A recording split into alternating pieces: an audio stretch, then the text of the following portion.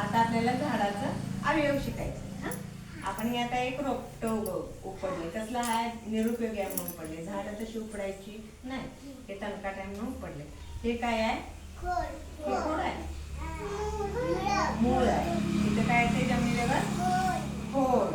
हे इथं काय फुटले बघा, इकडे एक आहे आणि इकडे काय असं पानं. पानं सुरून आणि एक आहे ते असं फुटते की झाडाला फांद्या. मूळ, खोड, पानं, फांद्या. पुढे अवयव सांगा अजून काय काय ह्याला नाही आहेत अजून ते अवयव करायचे.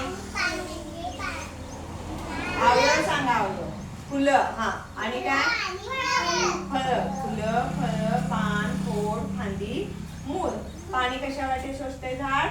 मुळा वाटे. श्वास कशा वाटे घेते? पाना वाटे. पाणी हे झाडाचं नाक आहे. आणि अन्न कसं बनवतंय?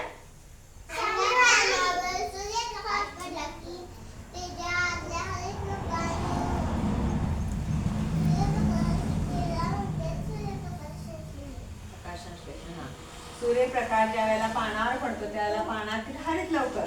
ह्याला हिरवा रंग कशामुळे आला? ह्याच्या आतमध्ये हरित लवकर आहे. सूर्यप्रकाश आणि हरित लवकर यांचं प्रकाश संश्लेषण प्रक्रिया होते आणि ह्यातून झाड स्वतःचं अन्न स्वतः तयार करतं. झाडाला